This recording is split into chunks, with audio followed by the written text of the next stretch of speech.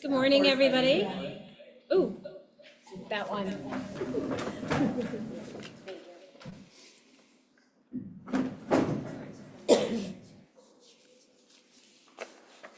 Okay. Welcome, and thank you for joining us for our March roundtable. And thank you to our guest for being here today. We are welcoming Dr. Dorie Martin Pitone, who has the longest title of anyone in Lower Merion School District, I think. The Supervisor of Elementary Humanities, Federal Programs, and K-12 Literacy and ELD. Yeah. And in shifting this program this year to a more cooperative and interactive form of communication, we ask everyone here, both in the room and those joining us through Zoom, to treat Dr. Pitone and all of our guests with the utmost respect and appreciation for being here. This meeting, as with all of our roundtable meetings, will occur in the spirit of cooperation, open communication, and mutual respect. And just a reminder that the session is being recorded. Sure, yeah, okay. Session is being recorded, and so, when you ask questions, just please keep them general. And just a little bit of ISC business. Our next roundtable will be on April 22nd with our incoming superintendent, Dr. Ranelli. And our next parent education series will be on April 2nd with parent Dr. Becca Block on building agency with our students. And with that, I think we can start our program. And I'm just turning my phone on to do not disturb, sorry, because I know it's gonna ring in a minute. So what can you tell us about your job? Are there things that you'd like for parents to better understand about what you do? Because you do a lot. Sure. What I can tell you is I want to first say thank you for your time and having me here. I'm grateful to be part of a team with team members over there, Scott Weinstein, Drew Gingrich, and all my other teaching and learning team members. My job is really interesting every day. I work with K-12 literacy specialists, as you mentioned, so elementary, middle, high school. As well as our K-12 ELD team, which is our English language development program, so all those teachers. I also get to work with, it was K-6 Humanities, and with Drew coming on, we transitioned to, so now I'm K-4 predominantly in January for Humanities. I also get to work with IST and CSI. Those are intervention supports team at the elementary, and the coordinator of student interventions at the middle school. The beauty of all those things is that it's almost that all of those services work in concert with one another. And I oversee federal programs, which is Title I, Title III, and there's Title II and Title IV. And we have non-pub partners who receive an equitable share, so that's wonderful because I get to be part of that educational community as well. So I think that it's a great place to be, and I love working with all the teachers in the educational community. All right. Great.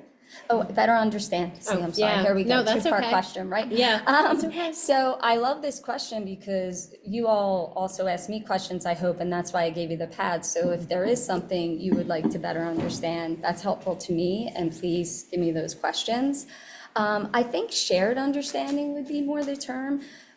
Your classroom teacher is always your first contact, as you know, and they will answer your questions. However, if there's sometimes, they sometimes will reach out and we'll have a conversation, and we also work with parents. So it's this layered support system. We want to ensure that our message is consistent and common, really. We don't want you getting different messages. Also, just where can you access the information you want to know about students when you have questions? That's something that we are improving upon, both internally and externally, where on the website. So we know there's some areas for improvement, and that's work that we're doing now. But in the interim, we want to make sure you have what you need. So we can tell you to go to the website as your main source and then hit on those hyperlinks in elementary would be one place. But if it's, where can I find the state standards? We can quickly tell you that. One of the other areas has to do with curriculum and resources, just a generic shared understanding of sometimes when you buy a program like Foundations, it comes with its own curriculum, and we follow that curriculum for Foundations. However, our curriculum is built separately, and then we have resources that we identify where does it fit in the curriculum that our teachers have created and built that are aligned to the state standards. And we prioritize those standards as to what's essential, and that is what we measure, and then there's vertical alignment. So often when there's a question about curriculum, we sometimes just question to say, are you asking about a specific resource, a specific program, or the actual curriculum? So sometimes it's just having that shared understanding. And lastly, just that K through 12, there are different assessments for different purposes. Formative assessment is your everyday assessment, and that's how teachers make those in-the-minute decisions about your child. That's the most powerful assessment. And then we have those curriculum-based assessments, which are more summative. And then we have benchmarks, which happen 3 times a year in standalone measures. So those are just areas that often come up in questions, and just to build that shared understanding sometimes may be helpful so that we're talking about the same thing at the same time. I like that idea of a shared understanding. Yeah. So is there anything that is new and exciting for the year? We'd love to hear about what is going really well and also what you might have found very challenging this year. Sure. I think they're probably one and the same. Full-day kindergarten has been awesome and a joy. While there are some challenges, we work through them. We meet with the teachers and continually refine and enhance areas of the curriculum, or if there's a resource they need to know about or they need more professional learning on. So that's a continual conversation. I also think small group instruction has been an instructional practice in Tier 1, the regular education classroom, that we are continuing to provide personalized and custom learning for at the elementary level. So it is going well, but then there's the challenge of time to ensure that teachers can understand it and put it into play, and to get that professional learning that is customized and tailored. So I think they're all going well.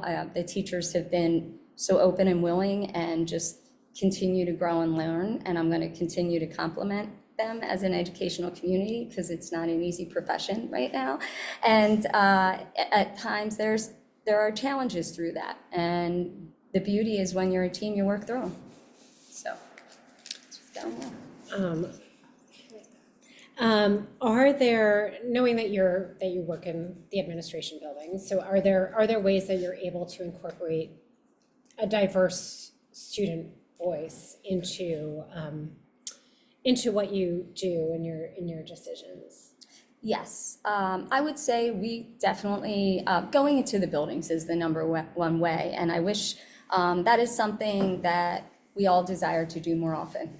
And that is when you get to see and hear the children in the classroom and have those conversations and just ask them some questions. But also we rely heavily on our teachers and their thoughts and what they're seeing and they're hearing, and give us more information through surveys and also small group conversations. And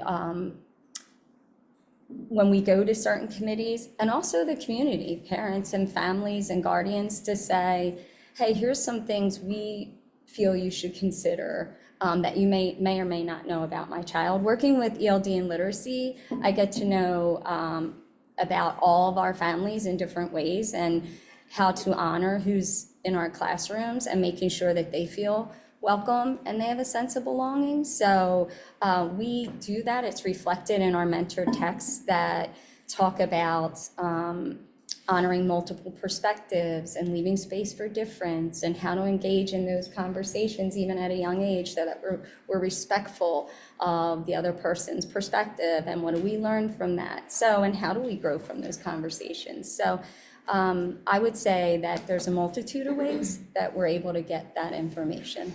Just as a follow-up, just more as a point of interest, do you know off the top of your head, and you might not, but like how many countries, when you talk about ELD, like how many like languages, countries, I don't know if there's any Yeah. metric that would just kind of give a sense to our community of like I know there's a lot. I know it's a high There's like number. over 130 languages. I was just looking at this because I was looking at the PDFs that have the most common languages in each building. We have 2 PDFs, and I believe that is posted on our website.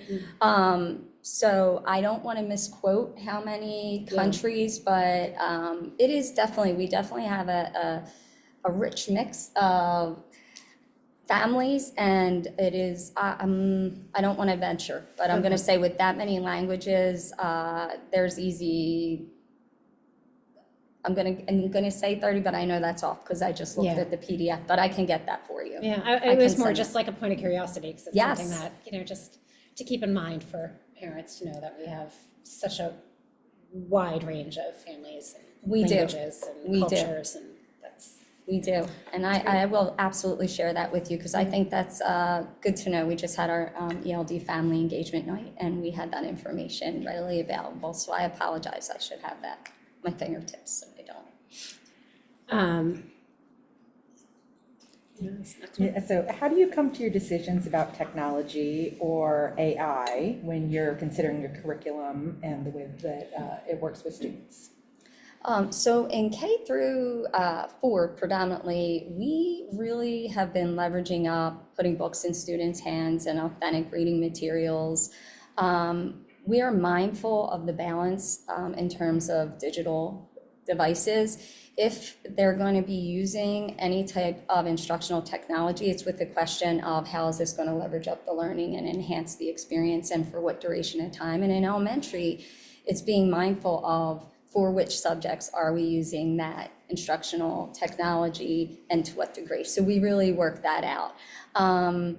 AI is more at this point in elementary, how do we use it respectfully and mindfully to enhance our instruction? Where can it assist in us being more effective in our utilization of time, but also having the discernment to review and know, is that something that fits within what we want to do? And is that common research or most recent research that will hone what I would like to do? So I think the thing to remember with that is you should always honor the human in the process and the justification of why or why not should I use this. And that is the crucial piece, even with students. professional development, can you tell us what that looks like for you? Like we hear a lot about PLD days and know a little bit about kind of what happens for teachers, but less about kind of our administration staff. Absolutely. So professional learning for us, well, I'll talk with teachers and the various ways when I look at professional learning. It's not a one size fits all. We have, if it's for us, I think individually, personally, professionally, continually to stay abreast of the research, what's most relevant, listening to podcasts. I have wonderful teammates, again, that if they're reading, Drew's constantly reading something and we'll talk about it, and that enriches our dialogue and broadens my understandings at times. So we have that on an individual basis, but we also participate. For instance, we're going to revisit PLCs. Mr. Weinstein's getting that plan together, and that's something we're going to be revisiting as a district. So we would all engage in that. And even though you've gone through those, you always, I feel, you come away with something new. Can you just tell everyone what PLCs Professional are? 'Cause I learning don't know if everyone communities. knows. I apologize for the jargon at times. So it's a professional learning community. The other thing in terms of professional learning is there's webinars, there's through the MCIU, through federal programs, through the various committees. I participate in asynchronous and synchronous and Zoom sessions. So if I can't get to something, even there's a council for ELD. So staying in those professional organizations. But for teachers, we have, for instance, with the small group instruction and guided reading, we have a consultant who's been phenomenal, Brooke Workman, who that is really personalized and individualized, where Brooke works with the literacy specialists, but will also go into the buildings and directly connect with teachers and set up those sessions. So it's non-evaluative. While teachers are honing their craft, they can get individual support, or they can get grade level support, or it can be, oh, we're going to go through the whole building. And that's happening throughout this year. And then on PD days, we come together and there's more of a group session. So it's the same area of focus, but and it's also accompanied by created modules that when she and I get together and talk about, oh, well, what can we provide as a point of reference and how can we insert that into our curriculum documents? So it's this ongoing build, but it's also morphs into what works best for each of our teachers and at the varying grade levels. So that's for that specific initiative. So Brooke Workman, she's a parent and also in Lower Merion School District, but also one of our consultants because she's grounded in literacy, and she's been with us for our foundations and guided reading initiatives. So it's like we talk vision work, we do all the planning, and then Brooke, it's having a coach and consultant, I would say, all in one, which is wonderful. And then the literacy specialists, I need to give credit to my ELD teachers and literacy specialists and teacher leaders. That's how we grow capacity. They are all teaching each other, and teachers teaching teachers is the most powerful way to grow and learn. So I want to honor and give them a shout out too, because they provide professional development as well and learning. How can you elaborate on that a little bit, how teacher leaders work? Absolutely. So we have a curriculum cadre, and those teachers will come together and meet. I'll give you this one example. And then if we have a PD day, we would say, hey, do you mind leading and sharing with your grade level the improvements and enhancements you just made to the curriculum, and giving them the why and how you access it and talking through it. And if there's any questions, and then we'll debrief at the end of that PD day. So they've led that and been part of the creation for those sessions. When we have them, that really works well in the summer and then the beginning of the school year to get everything running. And then if we have what we call curriculum conversations, that's where they'll lead each session, and I'll pop into each grade level and they're leading the sessions and having those conversations. Literacy specialists and ELD teachers within their own buildings might have a faculty meeting where they show them how to use like talking points, a communication device, or literacy specialists, or do a follow-up training after Brooke may have been in the building. So those are a few examples. So how do you, and this is probably a difficult question to answer because you have so many things that fall under you, but how do you measure the success of your job? Yeah, that's a great question. I do believe it is when you see that students are learning and growing in a multitude of ways. When teachers are learning and growing, and that we have evidence to show that and support that. And for me, that there's still joy in those experiences, and that all of that can be applied to a new situation, because that's truly learning, that they can take that and then apply it to something else. So for me, that's success. And I also feel that we've created a community of learning that is, like I said, that building belonging and inclusive, where people feel safe and welcome, and they enjoy coming to work and coming to school. So that to me would be success. Thank you. You got it.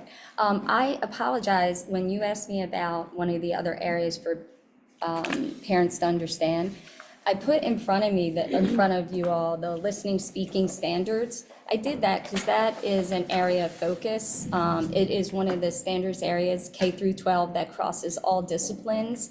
And it is something that we try to, in Humanities, really amplify. Just to give you a sense of, it gets a little deeper with speaking and listening. But I would also say that questioning and conversation with your own children, and even in the classroom, is one of the most powerful things you can do.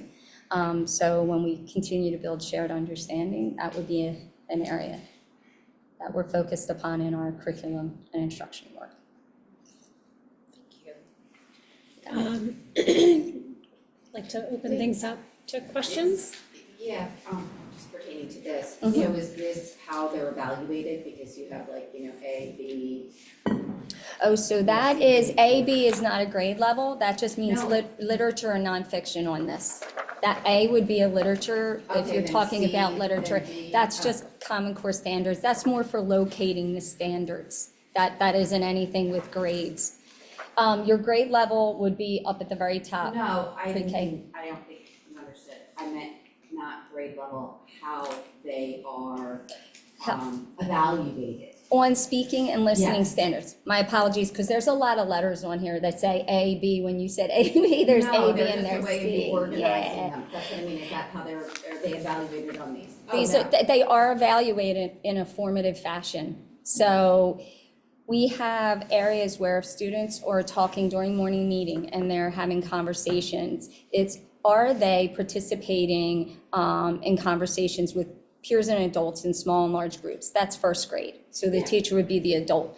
So a teacher would look, that's part of I can statements. Where are they in their ability to participate in their conversations? Oh, I would say they're developing, they're pretty proficient, or hey, they've really been able to apply that. I wouldn't say it's mastered, but they are where they need to be for that grade level developmentally in that situation.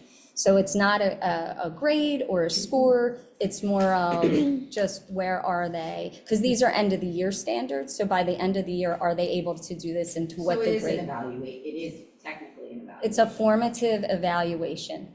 Okay. And And the we should do formative that. piece, as you said in the beginning, is kind of the day-to-day. Yep, it's the day-to-day. Is it on the, I know that the elementary schools have developmental, report card. Is like speaking and listening one of, I can't remember. It's built into. Right, and so like you Mhm. would see first semester, second semester, Correct. third, meeting, exceeding, or below. Right, it's built into, it's Right. built into those, right. So it's, I would say it's evaluated in a formative nature all throughout the year. And then by the end of the year, these standards are all, can they do, are they able to do this and to what degree? And that is on the standards-based report card. Is there anything comparable to this on literacy expectations? Because like, Yes, I have an advantage that I know literacy stuff well enough to be able to read some of this, but I imagine for most parents, the way that it's presented for the foundation stuff, they're gonna be like, oh, this I one? don't know what that means, right? Yeah. So this foundation, or I'm sorry, this FDK, I gave you an example, here's what, so these are standards, you can go on the state, you can go on this, our website, LMSD, and if you go under reading and then click it, it has state standards, you can click there and find all these standards on the PDA website, Are they- this one. Yes, are they, yeah, right, exactly. What I'm saying is, this, I think, is readable by a layperson. Mm-hmm, This, you have to have a literacy background. She's saying someone like me doesn't really understand it. so I guess my questions are, what of this, of this to help me understand, what would you need broken down to make this more clear? No, that's what, calling myself out. so for instance, it says instructional focus, and it gives you demonstrate understanding of phonological awareness. That literally is from the foundations and literally from our curriculum. So that would be something someone could So look like, I at. would imagine most parents, for instance, would not demonstrate understanding of phonological awareness, blend and segment phonemes. Right, so they could Most look up an parents example and the teacher would be able to give you an example. This was to support conferences, so you would be being shown examples. It's not to give a booklet, it's really just to support those conversations. And there were a lot of questions as to what are students learning? Can you give us a concise list or area of what they're learning so that we know where to continue to enhance what we do at home or the conversations we have? So it's just a reference point. And This to is a make reference it, point for the teachers to be able and to right, have and for guided the parents, conversations right. with the Mhm. parents. And they could give it to the parents to know, like there was questions as to what will be the report card standards for FDK, what will be the assessments and when and in which months. So we can continue to improve upon this but this was more Yeah, no, for, it wasn't a criticism, reference. it was me saying, Yeah. this is super readable and easy, I Mhm. wonder if there's a comparable thing that could be done in relation to literacy. Sure. Because I know a lot of parents that I just happen to know in the community who know I know some stuff about literacy will kind of be like, what does this mean? Sure. And So I think that, they're, like, a little embarrassed to maybe admit it sometimes to their teachers, so they hit up their neighbors. that's great, that's great feedback, and it is true, it's hard to say that. So what we could do and what should be happening when you're there is you would be provided examples, you get your foundation's home packets that support this, that show you literally blend and segment phonemes, that you would get examples of that. So what we could do, if you wanted to, like the ask and answer questions about key details in text read aloud or information presented, that's pretty straightforward. But for that, we could put an example to just show what that means. So- It is in the parent packet, it goes It is. every unit, like, It does. it's already kind of It is going in home there. in that way. So this truly was to support those conferences that just took place, and you would have those home packets. But if there's something that, you feel, absolutely, I know it's okay if you're saying, hey, you could do this better, I'm okay with that. So when you talk about something like foundations are fun. Fun. Foundations. So when we talk about like measuring success, like how often do programs like that get evaluated? What's that process, and how do you kind of measure that piece of The effectiveness of the program. Yeah. That's a good question.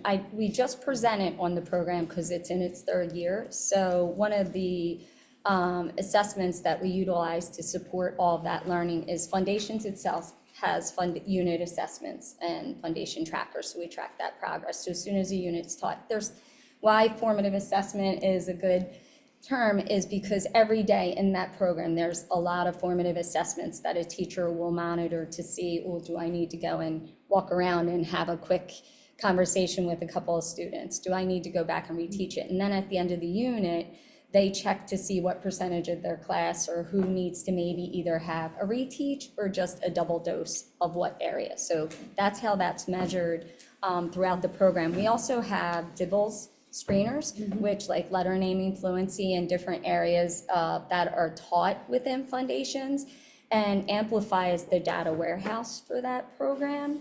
So we look there and we can run reports for literally program effectiveness to see, are our students growing? And that was some of the reports that were presented for FTK and also for Foundations. And they are trending positively, the growth between the beginning, middle, and end of the year in all of those areas, which are indicators of early literacy and taught in the Foundations program. So this is gonna be the first year of kids that theoretically had kindergarten. For full day. Third grade, well, not full day, but I mean, just like in general, this is the third year of Foundations. Mhm. The kids that kind of came in first grade, right? Like, they're getting their last year in third grade and they're gonna take the same assessment. So theoretically, would you anticipate this program having increased the percentage of kids that are at or above standards? Or is it kind of, So- comparable to the prior program, it just different? No, it isn't comparable to, because you didn't really have a program previously, at least when I arrived. Because I've been here around 3 years. So to answer your question, these are foundation literacy skills that we do K through 2. In grade 3, they're assessed comprehension. So PSSA is all silent comprehension. However, one impacts the other. So in order for this to be, we need that strong. That's why we just don't have the codables. We're also nurturing the comprehension piece of that. So you would stand to reason that they should have that trajectory of improvement on the state assessment. But with the state assessment, you also are being assessed in a different way.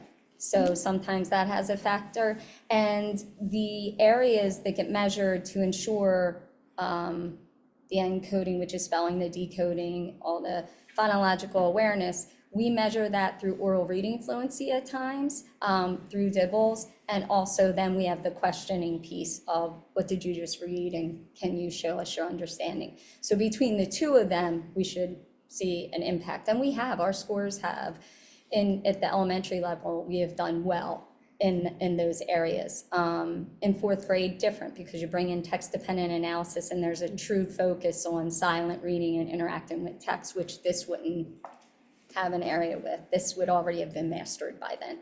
And Foundations is a program that you teach. It's the only thing we teach to mastery. Do they own it before they move on? So are we back to phonics? It is phonics. It is a phonics program. The previous, it's basically phonics and handwriting and spelling is in there, and word study. So if students should need support, further support, that's where the literacy specialists provide additional support in tier 2. And if they need it into fourth grade, we also have Just Words, which is the complement and add some comprehension. And we do that to ensure that that progress continues as they are getting instruction and comprehension. Can you just repeat where you could find this information? Sure. Someone asked online. No worries. This is state standards. If you go to PDE and look, if you literally Google Pennsylvania Department of Education state standards, also PDE SAS, it's a standards aligned system. That's a little, when you're saying friendlier version, and I could show you things afterwards where you could see vertical bands, because it'll show, here's this standard and what it looks like at K1 and 2. So it gives you kind of that span. So those are both sites you can go to. This is linked on our FDK under our kindergarten, if you go to reading and then probably drill down there. If not, I can also, again, that was to support the conferences and so forth.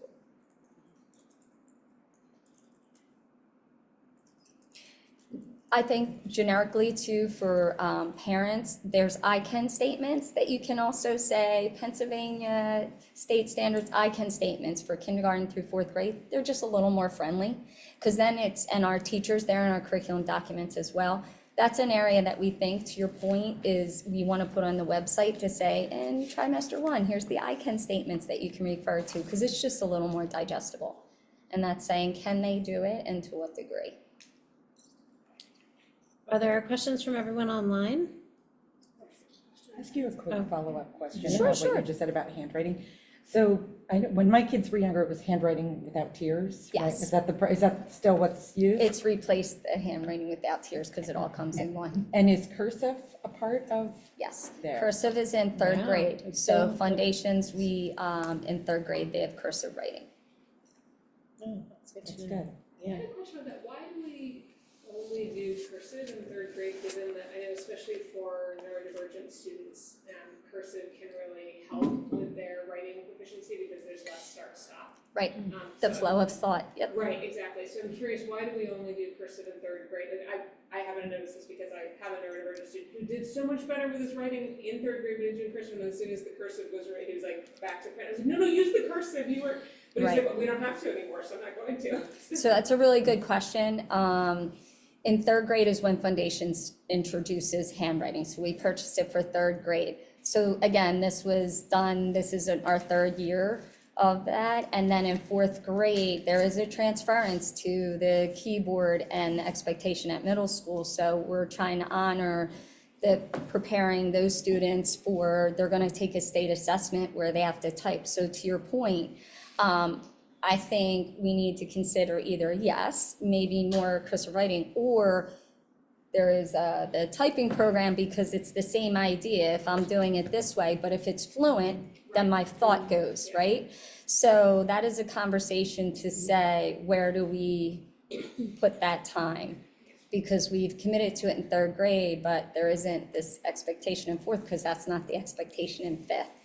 So it's a good conversation right now to say, all right, do we then enhance the typing? So if they're not doing it in classroom after 3rd grade, and to your point, like they don't have to They have anymore. choice. So they have the choice not to. Do you find that students are retaining it later? Not to the same degree, because it comes with practice. I mean, even as adults that we get away from, I'm gonna age myself, but in high school, we had business classes with typing and stenography. So I have a real blend of the formal cursive and then this shorthand that only I can understand. So as with anything, once they're not using it and practicing, it fades off if they don't feel like they need to do it. Much of the consideration was to get the muscles, and there's a lot of things, the way that you think with the flow of thought, so we don't have to stop start. That's a huge reason. Also, it gives them another way to express their understanding in writing while they're learning how to type. I think it's definitely a conversation this summer with teachers, because that has come up. Are we going to transfer that into 4th grade? And if so, to what degree? What would be the expectation? And we also have to honor the typing. So It's kind of amazing when some kids say they can't read cursive. My They kids, when can't they get were sunrise. at overnight camp, could not read my letters. Their It's counselor kind had of to read amazing. them to them. I My handwriting's not messy. I'm sorry? I said I still can't read my mother's cursive. No, I know, my Very- kids can't it's read very mine. serious. I could read my mother's cursive, hers was beautiful. My kids cannot read mine. No, a birthday card, they'll say, this is really beautiful. I caught like 5 words. Can you read it to me? So I've kind of gone back to print. So, let's see. Allison, you had a question? Is there a typing program in 4th grade? I have a 4th grader, by the way, so I just may have missed this entirely. But she's still like super henpecking and Right, that's a great question. That's something that we'll need to discuss, like with our instructional tech and Jen Goldberg, because that would be a program out of another area. So then it's like, if it is, where is that going to be taught? How do we bring it in? What are the expectations? So it's a conversation at this point. okay. Yeah, because my kids in high school, none of them know like the classic kind of how to type. They're all, Yeah, it's come up, it's come up.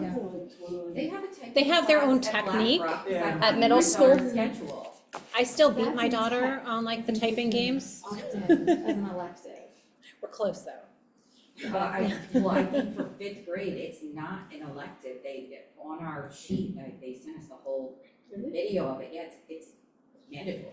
Like, it's not, they're calling it an elective, but it's not an elective, she can't select it, it's just it'll be there on their schedule. An elective like gym class. Yes. Yeah, thank you, that's exactly what it is, it's an elective like gym class, they have to take it. In which grade? What is this? 5th grade? In 5th grade, yeah. Yeah, so 4th grade is our conversation grade, and 4th, I'm always like, yeah, 4th grade teachers, because they get a lot. It's text-dependent analysis, and then it's like, oh, we're switching to the digital state assessment. It is a lot on teachers, so I want It's a to. big transition year. It surely is, and I want to be mindful of them as well, what makes sense and where should it be provided, if we're going to provide it in that way. So these are all conversations and talking with our instructional tech or who. So this is good conversation. I have no curriculum input for you. I just wanted to know if I had missed something and really we should be practicing at home. No, it is good input. It is something that we've talked about as we've strengthened the handwriting with cursive. It's something that has come up as a conversation. But we have to be really thoughtful and intentional where would that fit if it does, and what would be the best way to provide that instruction. Has there been any shift in the curriculum for 5th graders now that they're part of middle school? Oh, yes. So when I came in, I was given, I was K-5 because it became K-5 because 5th grade went up to the middle school. So they have, we did a lot of curriculum work because it's an integrated learning experience. So their curriculum, and also they were no longer using the resource for English language arts that they had previously. So there was a curriculum cadre, and we did a lot of work to create curriculum that is integrated, but also prioritizes those areas, those standard areas, along the course of the year. The other piece of that is because of federal programs, and when students are in elementary school, students that were in targeted Title I schools, their parents already saying, well, how are they going to get this additional support when they move up to the middle school? So what we did is we created classes that are additional literacy classes, so they would have that in addition to their ELA, and they work in tandem, or the literacy specialists will push into certain classes so that they can co-teach together. So there was those type of considerations to say, how do we build that bridge, not only in the curriculum, but also of a level of support, so it doesn't just drop off. Those were things we had to be mindful of. I was gonna say, there's a question online from Jill Altschuler. Jill, do you Jill. want to unmute yourself? Hi, Jill. Hold on, I'm coming. Hold on. Oh, hi. How are you? Way back, I think, maybe several minutes ago, Way back. Tammy or Lisa asked about how you measure success. I forget exactly about like teacher, you said something about teacher learning and growing, is how you measure success, right? Am I getting that right? Both for students and teachers and myself. Yeah. Right. And then, And bring in, and hopefully there is joy in there, that you enjoy the Right. learning. right. And then, so you said you have evidence for that, so I'm just curious what that is. For teachers, the evidence would be, one, there's formal evaluations, but there's also informal. So for instance, with foundations, we have walkthrough, there are look-fors that teachers are very well aware of.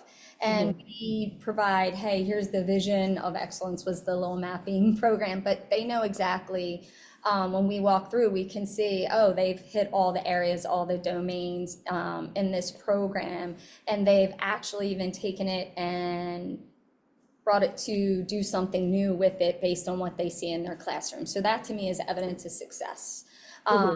We also have assessments, like I mentioned previously, that do program effectiveness based on the actual screener data, the screeners that we provide. So that's one way. You also have formal evaluations that ourselves or building administrators would complete. There's also surveys teachers complete after professional learning, and that gives us good feedback, and they will self-assess in some ways. So that is how we get a different sense of where we are in that progress. Also, quite honestly, I feel the most rich is the conversations with teachers when we talk and we dialogue, and you can tell a lot about where people are on their process, and their willingness to be vulnerable to me is a success, because that's saying like, hey, I know what I know, but I also have an idea of here's where I wish to learn, but here's what I'm going to need to get there. That's huge. So for me, that is also a layer of success, that we can have those conversations to continue to propel learning. And the same holds true for students. Okay, thank you. You got it. Good to see you, Jill. You too. Rob? The foundations is a 5-year adoption, right? Generally. It's just going to stay. We did, we're in the 3rd year implementation, but we're pretty much, everyone's been trained. All we do is sustain now and continue to if someone new comes in. But theoretically, it's like reading, it's all on a 5-year cycle. Well, that's usually for textbook adoption, so it's a little different. That was a little different. Because it's kind of like a supplemental. Correct, piece you just for got it. very It's a younger supplemental grades. program. And then the other piece is then how is your department kind of anticipating or looking at title funds maybe, drying up or going away given the current climate of education's. So that would be me, because I have federal programs, and I'm actually in the beginning of, you go on an audit cycle, it's just a natural progression, so I'm in the beginning one. As far as the Title I funds, seems still, everything right now, as far as I'm aware, is status quo. Title III supports our ELD program, our English language learners. That still is status quo as far as I'm aware. Title II funds are to support professional learning, and you can use that in a multitude of ways to support small group, small class size. That is also still going to be available as far as I'm aware. And Title IV is this well-rounded education funding. So as far as I'm aware, everything is status quo. We haven't been informed as federal program coordinators that anything, are we bracing to say, okay, here's what we plan to use these funds for, because that's how you complete your application. Right now, we're in the funding adjustment stage of that, where they say, here's how you have to adjust your funding. That's part of the process. We begin our new application end of May, beginning of June. So if anything's going to change, I would think it would come out at that time, because you would be submitting your applications at that time. And you're applying for 26, 27 funds at that point, right? 25, 26. Oh. So for, Because their government's on a different cycle. correct. They're on a 3rd quarter cycle, we're on a 2nd quarter cycle. Right, it goes to the end of September, my federal funds, you got it. And then but to your point, I won't get audited on this year, I'll get audited on the year prior. And it's confusing for non-pub too, because when they give us numbers and we assess, it's for the year prior, I'm using those numbers. So it does get a little complicated. But so far, as far as I'm aware, it's still status quo. we haven't received anything officially to say different. So are there curriculums that you're currently, like you said, Foundations is like on the 3-year cycle and that's going well. Are there other things in the curriculum that you're currently evaluating for?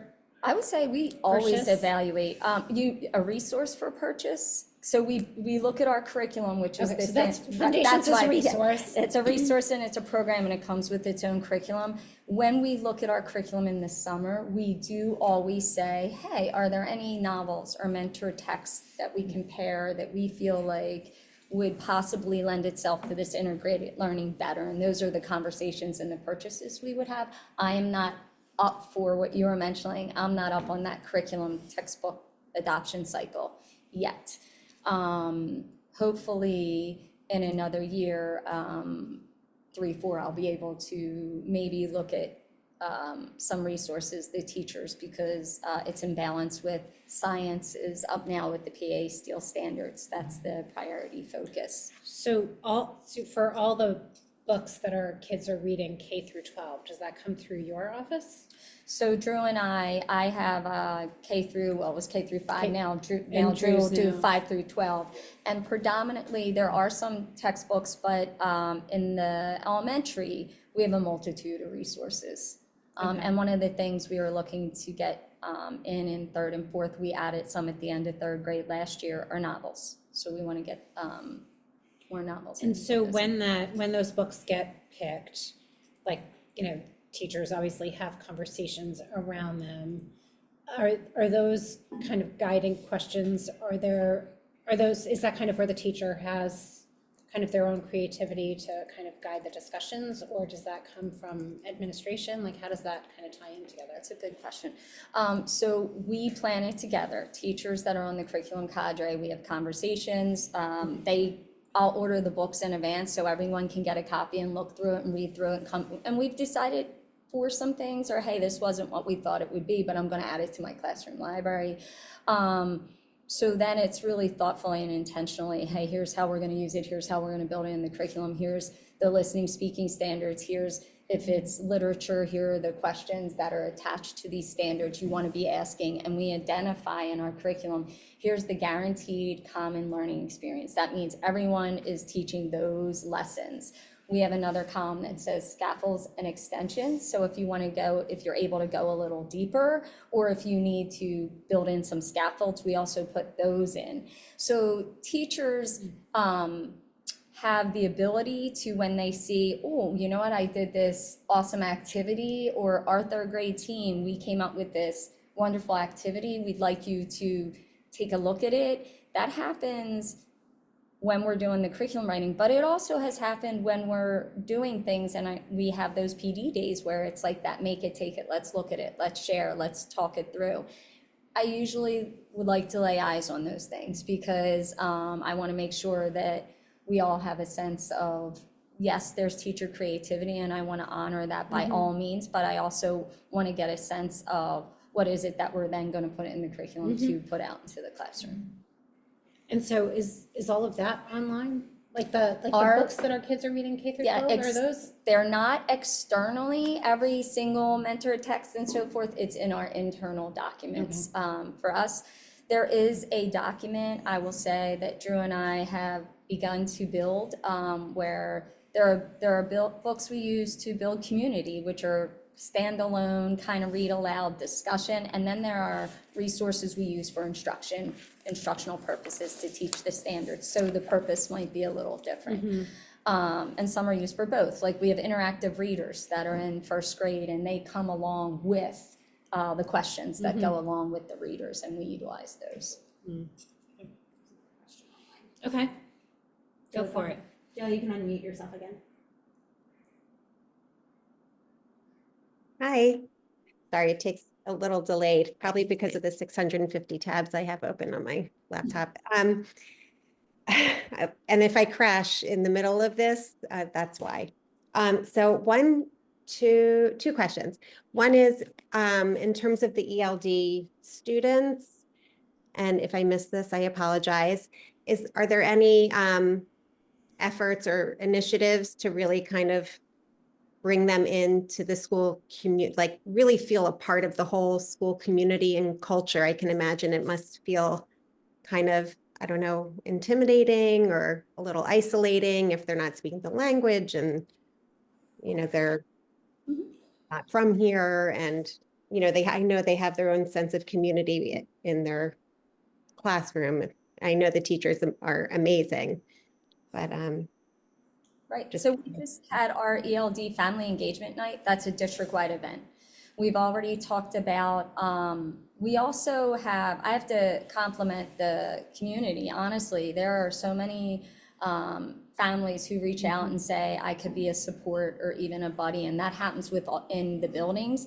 I think there was conversations that even said, could we get a welcoming committee that's more formalized, and we will yes, work to do that. However, I will say, Jill, just this year, every elementary building and all the languages in that building, we just ordered these stickers that go on all the steps. So when you walk in every building, it's welcome in all the languages that are spoken in that building in all the elementary schools. We also have in some of our elementary schools, they started their own little multilingual language communities, which are specific to their schools.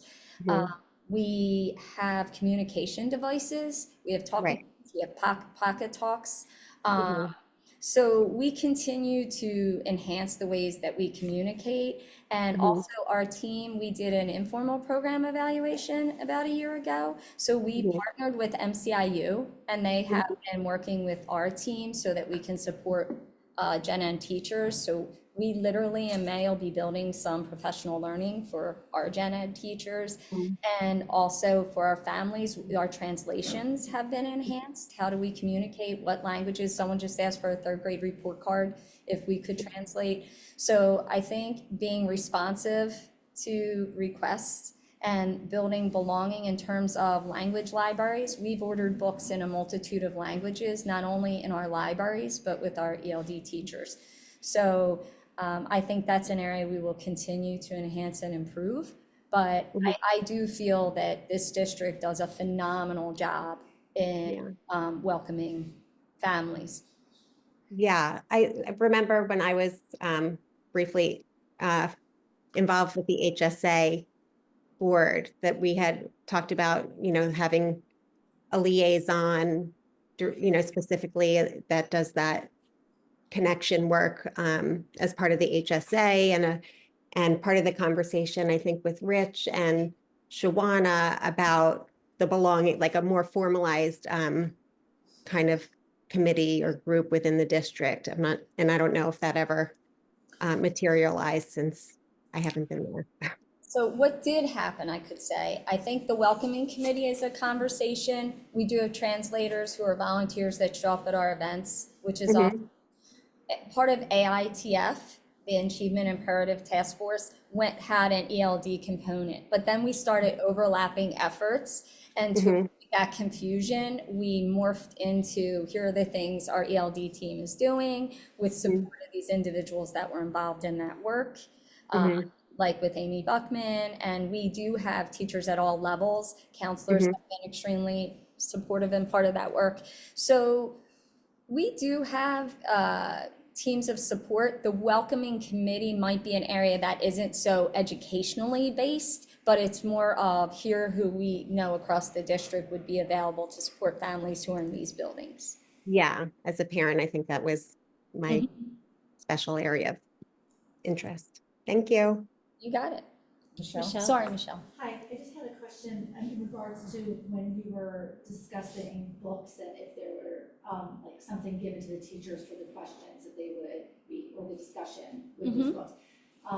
So I don't know if this is still the case, but I know that there were certain teachers who volunteered to be DEI like leads for their particular schools. And they were, I don't know what kind of leeway they were given to introducing materials into their classroom. So I guess my question is there a formal instruction or training given to them for what they can introduce into the classroom in that regard? Okay, thank you for your question.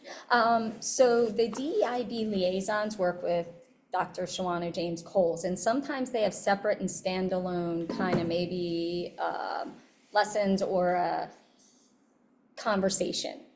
The work that we do with curriculum is that is infused in our conversations in terms of when we have the curriculum cadre together. We really emphasize on the inclusivity through belonging and feeling safe. And those conversations happen in curriculum. And we just want to ensure, are we honoring and recognizing the multiple voices and perspectives and people in our classrooms? So that would be, there are questions that go along with the resource, but it isn't directed from a specific group. It's more of a curriculum cadre that does the work, and we have standards-based questions that say we're teaching this standard. These are questions that let us know if they know this standard, and these are questions that we honor multiple perspectives. How may you look at it given your perspective, your family? So those are. Adding curriculum. They do not add curriculum. Okay, so they can't add any kind of, but they do lessons. The DIB liaisons through, that would be Dr. Shawana James Coles, may do standalone lessons. That is something separate than our actual curriculum documents where we have lessons and mentor texts where if we use all are welcome, that's a mentor picture book text to build community, and we talk about community and honoring everyone's value, worth, and purpose. But So there's no connection between. there is I mean, connection. like, you don't see what she's doing. Well, we have conversations. Anyone can see our curriculum documents and go in, and we have conversations. But my point in that is that has a purpose of building community and honoring humans as they are. It's not necessarily all about standards-based instruction. The purpose is a little different. And for our curriculum documents, essentially it's standards-based instruction. That makes sense. I would say for Dr. Coles, I think a lot of her work is more, I'd say, around culture of the building culture, school Yes. culture. Yes. You know, how are we making sure our spaces are inclusive? Right. And I think when we have overlap into curriculum, when these conversations are extending into curriculum, those are conversations that she brings us into. Right. Dr. Shawana James Coles, we're both in touch with at all times, and she's aware of all that we do with curriculum and books that we're utilizing. So there is communication and so forth, but we follow our curriculum, and then that may be an overlay at times, but the purpose may not be for teaching the standards, if that makes sense. There was another question I saw. Allison, was it? Yeah? I have my library hat and my IUC hat on. Summer reading. The libraries would love to know as soon as possible, and I know this is English teachers and the librarians, but if you guys are adding new suggested reading, new books to the list, the faster we can get that to the library directors, the faster they can order the books, because it takes usually a couple of months for them to come in. That's great. They would love to know as soon as you know. That's great, because Drew oversees librarians, so it's good he's here and can hear that, and he's on it. Look, I'm gonna shoot off. All right. For our curriculum purposes, if there's any books, we obviously purchase them, but that's good while Drew's here to get that going. That would be wonderful. Are there questions? Any more questions online? I have a quick question, please. Hey, Michelle. Yep, go ahead. Hi. I just want to say, like, when we're considering summer reading for our students, if we could really take a look into the books that specifically highlight like Black and Brown people. I know the last couple years, some of the books were pretty concerning. Like there was one book with a gentleman, I think he was like a gang leader. There were books where people who were like, you know, doing stereotypical things that people would highlight in young Black males. And I really think it's important to make sure that we have books that show, you know, minorities that are doing powerful and, you know, exciting things in the community, like maybe a doctor, a lawyer, or someone in law school or something of that nature. Just like there was one kid who was shot. And these books are consistent since my son has been in this district, that when I see Black and Brown younger gentlemen, these are the books that we're reading. And I know some people may be interested in them, but I would like to see a variety of these books that are shown for the summer reading list, like, you know, maybe a Black male in college or who's playing basketball or something that is not affiliated with street gangs, so or something like that. Okay, thank you. And I'm listening and writing it down, but Drew is also in the room and he did hear that request as well. Yeah, I think that's just generally true, kind of, I think especially right now with the world that we're living in, broadening our kids' perspectives rather than, you know, single lens viewing, I think is just getting more and more important. I apologize, and I'm not looking at I have a visitor, Lorraine Carter's coming to visit. Drew, I'm gonna ask, she's trying to get into the lobby, I'm so sorry. Great teammate over here. So she is, if you could check the lobby, I didn't want you to think I wasn't paying attention. It's just she's coming to meet and I wanted her to. And that was Michelle, correct? Correct, that was Yeah, Michelle. I can put you in touch with her. Appreciated that question, and we'll continue to, like, I look through that lens of, like, are we telling a single story, and how do we disrupt those single stories? Think about, make sure it's not a deficit mindset of the Yeah, experiences that are coming to these stories, so. I can put you guys in Michelle, touch. could you hear what Drew Thank was you, saying? Thank you.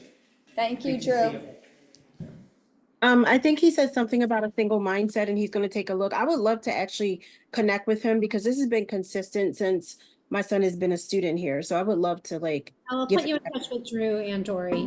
That would thank be, you. All right. thank you, Michelle. I think Yeah. what we had, so when we had, I remember when we had, roundtable, it was called Hot Topics then, with Yeah. the librarians, they had, that program, I think it was called Titled Program by the Follett Company, and that was used by there's like a program that the libraries use, and they run, do you remember that?